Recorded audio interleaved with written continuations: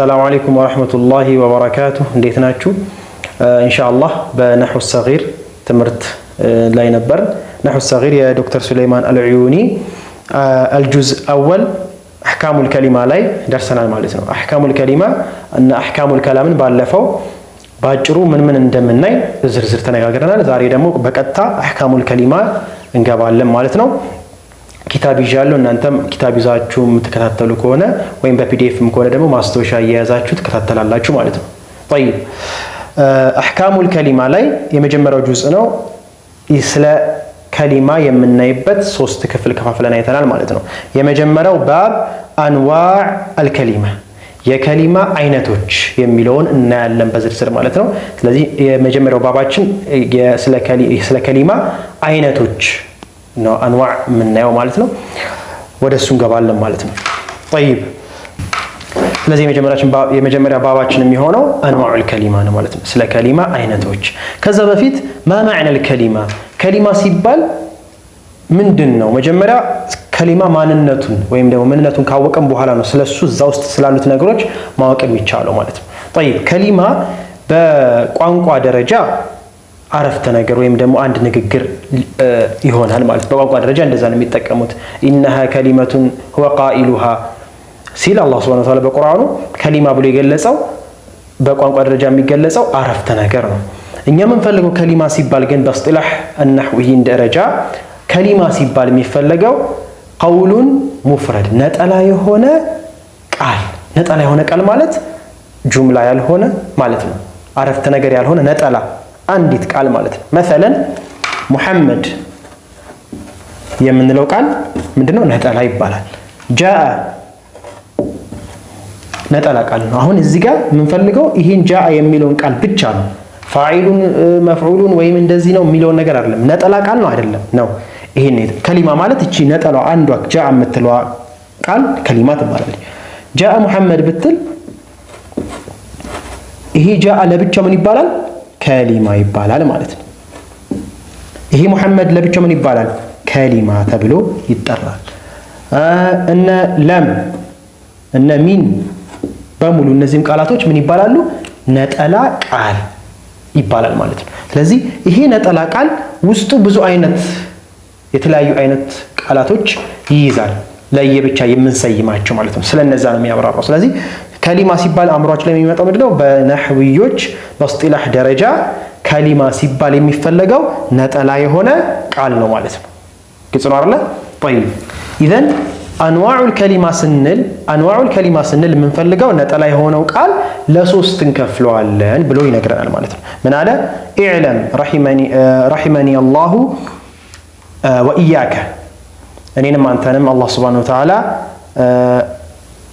ይማረንና أن الكلمة ثلاثة أنواع ስንት አይነት ናቸው? ሶስት አይነቶች ናቸው ማለት ነው። የትኛውን ከሊማን ይፈልግነው? አሁን ቀውሉን ወይም ነጠላ የሆነ ቃል ማለት ነው። እሱ ነጠላ የሆነ ቃል በአረበኛ ከሚጠቀሙት ንግግሮች ነጠላ ከሆኑ ቃላቶች ውስጥ ሶስት አይነት ብቻ ነው ያለው እንደማለት ነው። ሶስት አይነት ብቻ ነው ያለው። እነማን ናቸው? ኢስሙን ወፊዕሉን ወሐርፍ። ሶስቱና ኢስም ፊዕልና ሐርፍ። እነዚህ እያንዳንዳቸው ምን ይባላሉ? ከሊማ ይባላሉ ማለት ነው። ኢስሙን የመጀመሪያው ምንድነው? ኢስም።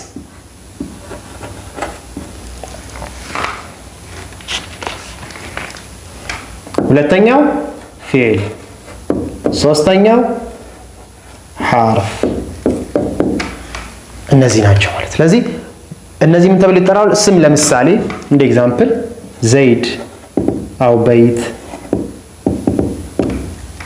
ፊዕል ከሆነ ለምሳሌ ضرب خرج يخرج።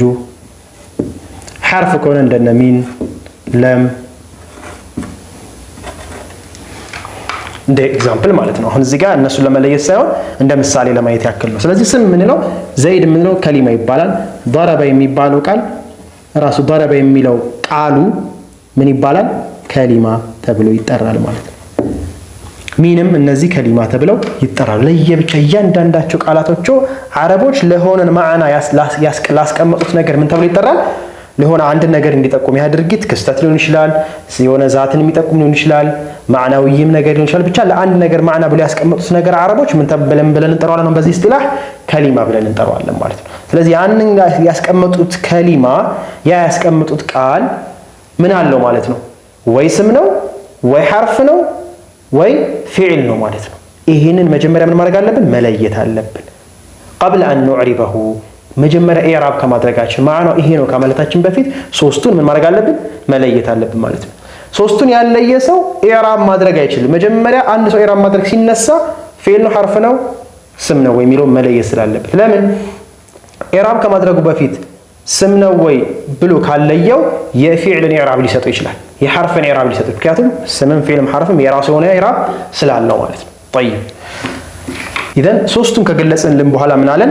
ፈልኢስሙ አሁን እያንዳንዱን ዝርዝር ሊገባ ነው ማለት ነው። ስለዚህ ኢንሻአላህ ቢኢዝኒላህ ዛሬ የምናየው ስለ ስም በቻልነው አቅም ስለ ስም ምንነት እንማራለን ማለት ነው። ፈልኢስሙ አሁን መነሻውን ማየት ስላለብን ነው። ስም ሲባል ስም ራሱ ከምን ውስጥ የወጣ ነው? ከከሊማ ውስጥ የወጣ ነው። እሷን ማየት ስላለብን ነው። طيب ፈልኢስሙ ስም የምንለው ነገር ኩሉ ከሊመቲን አሁን ወደ ምን ገባ? አሁን ወደ ታሪፉ ሊገባ ነው።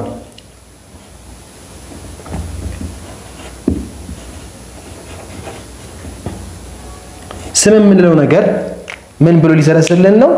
ኩሉ ከሊመቲን ተቅበሉ ተንዊን አው አል አው ኒዳ አው ሐርፈ ጀሪን ነሑ አላህ ወሙሐመድን ወመስጅድን ወሳጅድን ወስጁድ ወኡፍን ወካፊል ኺጣብ ብሎ ስለ ስም ዓላማዎች ወይም ምልክቶች ነገረን ማለት ነው።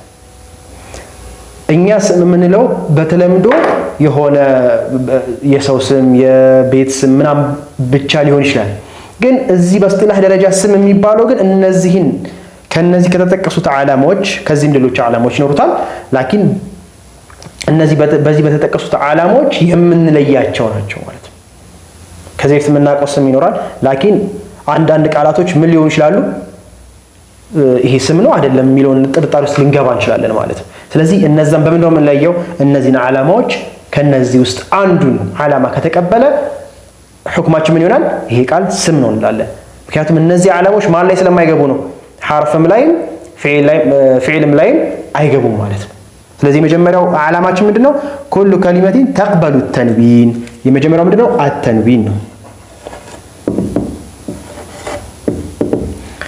ማ ማዕነ ተንዊን? ተንዊን መቀበል አለበት ሲባል አወለን መጀመሪያ ተንዊን ምንድነው የሚለውን ነገር መታወቅ አለበት ማለት ነው። ተንዊን ይቀበላል ስንል መጀመሪያ ተንዊን ማወቅ አለብን ማለት ነው። ተንዊን ብሎ ማለት هي نون ساكنة تلحق آخر الاسم لفظا لا خطا ይላል። እቺ ተንዊን የምንላት ነገር ኑኑን ሳኪነት ናት። ስኩን የሆነች ኑን ሳኪን ናት። تلحق آخر الاسم መጨረሻ ቃል ላይ ትጠጋለች።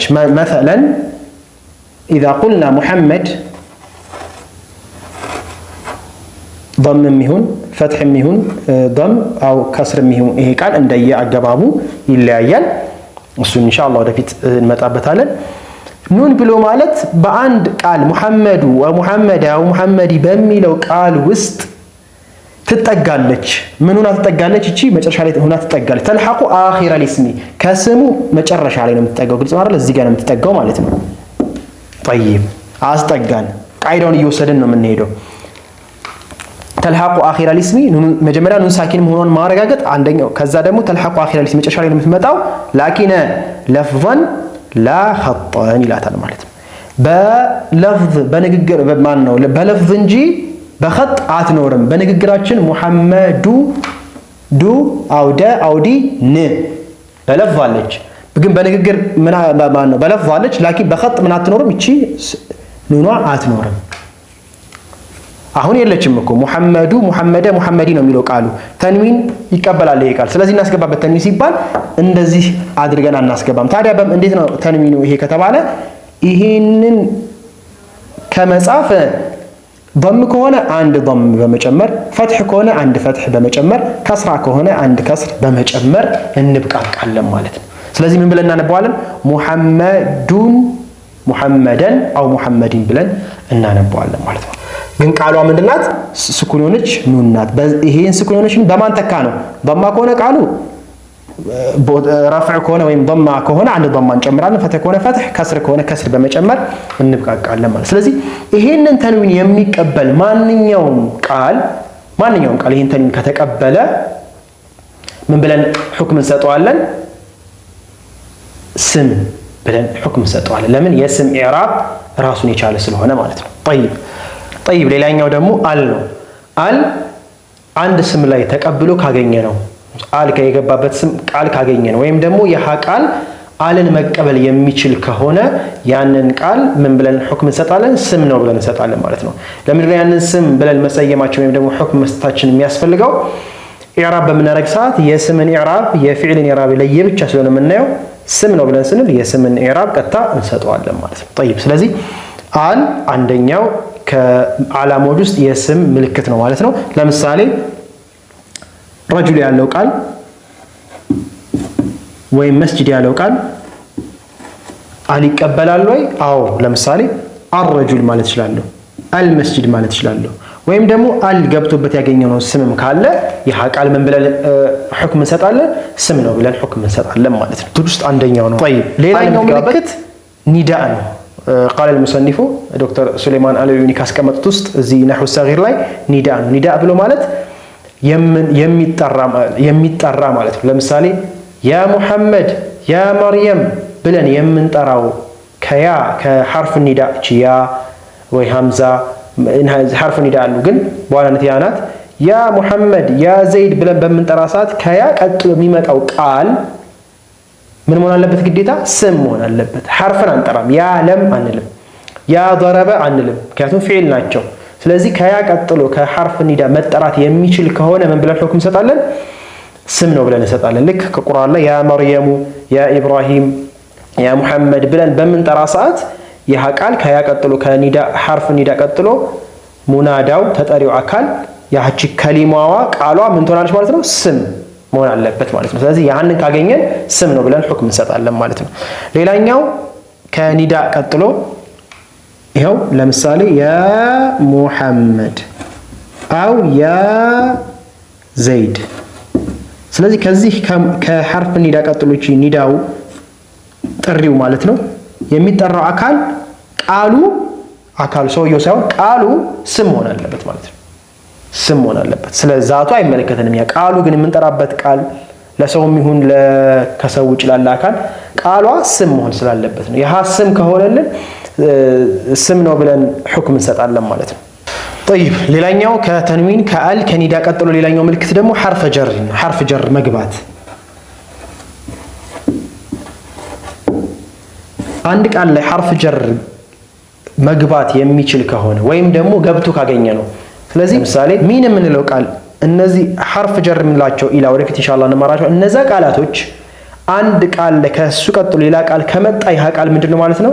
ሁክሙ ስም ነው ማለት ነው። ምክንያቱም እነዚህ ቃላቶች ስም ላይ እንጂ አይገቡም። ለምሳሌ ሚን የሚለው ቃል ሐርፍ ጀር ነው። ይሄ ሚን የሚለው ቃል ከሚን ቀጥሎ ለም ሐርፍ ማምጣት አልችልም፣ ወይም ደግሞ ፊዕል ማምጣት አልችልም። ሚን ضرበ ማለት አይቻልም ማለት ነው። ስለዚህ ከዚህ ቀጥሎ የሚመጣው ቀጥታ ሙባሸረተን የሚመጣው ምንድነው? ስም ነው ማለት ነው። ሚን ሙሐመድ፣ ሚን አልመስጂድ፣ ሚን ዘይድ፣ ሚን በይት እያል የምናመጣው ቃላቶች በሙሉ ስም ናቸው። ስለዚህ ይሄ ቃል መጥቶ እነዚህ ሐርፍ ጀር ቃል መጥተው ሐርፍ ጀሮችን ስንማራቸው በቃ እነዚህ ቃላቶች ተሸመድዶታላችሁ። ከዛ በኋላ ከነዚህ ቃላቶች ቀጣይ የሚመጣው ቃል ስም መሆኑን ታውቃላችሁ። ይህ ስም የስምን ኢዕራብ ይሰጠዋል ማለት ነው። طيب ስለዚህ ሌላኛው ሐርፍ ጀር ቀጥታ ለስም ምልክት ይሆናል ማለት ነው። አላህ የሚለው ቃል አልገብቶበታል፣ በዚህና ቃል እንለያለን ማለት ነው። ወሙሐመዲን ሙሐመድ ያለው ቃል በግራ ተንዊን ይቀበላል፣ ሚን ሐርፍ ጀር ይቀበላል። አላህ የሚለውም ቃል ሚን መቀበል ሚን አላህ ማለት እንችላለን፣ ሐርፍ ጀር ተቀብሏል። ሙሐመድ የሚለው ቃል ተንዊን ይቀበላል። መስጂድ አልን ይቀበላል። ወሳጂዲን ሳጂድ ያለው ቃል ለምሳሌ ሳጂድ ስትል አሁን መስጂድ ሙሐመድ የሚለው ቃል እናውቀዋለን። ሳጂድ ስንል ግን ምናልባት ትንሽ ግር ይልሻል። ምክንያቱም ሳጂድ ሲል ድርጊትም በውስጡ አለው ሰጋጅ ማለት ነው። ስለዚህ ወደ ፊዕል ይሄድብናል ማዕናው። ግን እኛ መለያ አለ። ምን አይነት መለያ? ይሄ ቃል ተንዊን ይቀበላል አይቀበልም?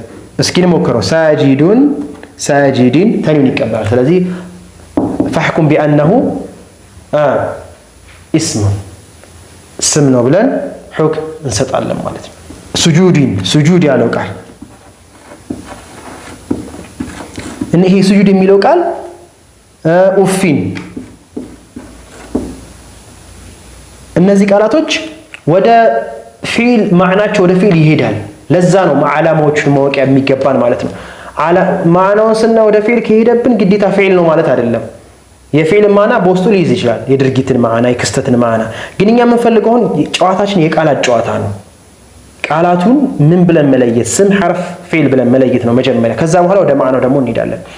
ያንን ከለየን በኋላ ለምን ኢዕራባቸው ስለሚላይ ማለት ነው። ማዕና ቢሰጠንም በውስጡ ፊል የድርጊትን ማዕና ቢሰጠንም ኢዕራቡ ግን የስምን ኢዕራብ ሊይዝብን ይችላል ማለት ነው። ለዛ ነው ስም ሐርፍ ብለን የምንለየው። ስለዚህ ሳጂድ ሱጁድ ስንል እነዚህ ውስጣቸው ምን አይነት ማዕና አለ? የሆነ የድርጊት አይነት ውስጥ ማዕና አለ። ለምሳሌ ሰጋጅ ስንል ሰጋጅ የሚለው ድርጊት ነገር ነው። ሱጁድ ስንል መስገድ የምንለው ነገር ውስጡ ድርጊት አለው ማለት ነው። መስገድ የሚባለው ነገር ድርጊት ነው። ስለዚህ ይሄንን ቃል ፊዕል ነው ማለት አልችልም። ምክንያቱም ዓላማ ምን ይቀበላል? ሱጁዲን ሱጁደን ሱጁዲን እያል ተንዊን መቀበል ይችላል፣ ሚን መቀበል ይችላል። ስለዚህ እነዚህን ሐርፍ ጀር ከእነዚህ ዓላማዎች ውስጥ አንዱ ከተቀበለልን ደግሞ ምንድነው ማለት ነው? ስም ነው ብለን ሁክም እንሰጣለን ማለት ነው። ኡፊን ያለው ቃል ኡፊን ያለው ቃልም ስም ነው ማለት ነው። የስምን ኢዕራብ ነው ይሄንንም የምንሰጠው። ወካፊል ኺጣብ እቺ ካፋ ካፊል ኺጣብ ማለት እቺ ካፍ ለኺጣብ የምትመጣው ኺጣብ ለኺጣብ የምትመጣው ማለት ነው። ለኺጣብ ማለት ለምሳሌ ይሄ ካፊል ኺጣብ ምን ይገባበታል? ሐርፍ ጀር ይገባበታል። ለምሳሌ ሚንከ ሚን አለ ካፍ አለ። ስለዚህ አንድ ላይ ስናደርገው ሚን ከ ኢለይ ከ ሐርፍ ጀር ተቀበለ ኢላ ገባበት ማለት ነው። ሚን ገባበት። ግዴታ ሌሎችን ማዕና አል የለም ተንዊን የለም ማለት አንችልም። ከነዚህ ውስጥ አንዱ ከተቀበለው ይሄ ሐርፍ ነው ማለት ነው። ሚን ከ ተቀበለው ሐርፍ ጀር ማለት ነው። ስለዚህ ስም ነው ማለት ነው። ስለዚህ ምን ይሰጠዋል? የስም ኢዕራብ ይሰጠዋል። ስምን እንዴት ነው ኢዕራብ የምናደርገው የሚለውን ነገር በኋላ ላይ ስትማሩ መጀመሪያ ምን ለይታችኋል ማለት ነው። ይሄ ስም ነው አይደለም፣ ስም ነው። ስም ከሆነ የስም ኢዕራብ እዚህ ከቀጣይ ላይ እንማራለን። ስለዚህ ስምን ኢዕራብ ለይተን ስንማር ይሄ እንዲህ ከሆነ እንዲህ ነው ኢዕራቡ፣ እንዲህ ከሆነ እንዲህ ነው ስንብ ይቺ ካፍ ያልናት ምን ታይፕ ውስጥ ነው የምትገባው፣ ምን ውስጥ ነው የምትገባው የሚለውን ነገር ደግሞ እንለየታለን ማለት ነው። ወይ ስለዚህ ይሄን ይመስላል የስም ዓላማዎች። በዚህ አጠር አድርገን መያዝና መለየት እንችላለን ማለት ነው። ስለዩ ኤክሰርሳይዝ ለምሳሌ ገብታችሁ ተንዊን ያለበትና አል ያለበትን ምናምን እየለያችሁ ስሞችን ለመለየት ሞክሩ ማለት ነው። ተክራር በጣም ያስፈልገዋል። እርስ በርስ ሙጣላም ያስፈልገዋል። እንዳልኳችሁ ሙጣላ የምትፈልጉ ከሆነ ደግሞ ቴሌግራም ቻናል ላይ ገብታችሁ እርስ በርስ ሙጣላ ሙራጃ ማድረግ ትችላላችሁ። ቴሌግራም ቻናል እዚሁ ስክሪን ላይ ባለው እስካን አድርጋችሁ ቴሌግራም ጆይን ማድረግ ትችላላችሁ ማለት ነው። ስለዚህ ይሄን ይመስላል። هذا وصلى الله وسلم على سيدنا محمد وعلى آله وصحبه أجمعين. السلام عليكم ورحمة الله وبركاته.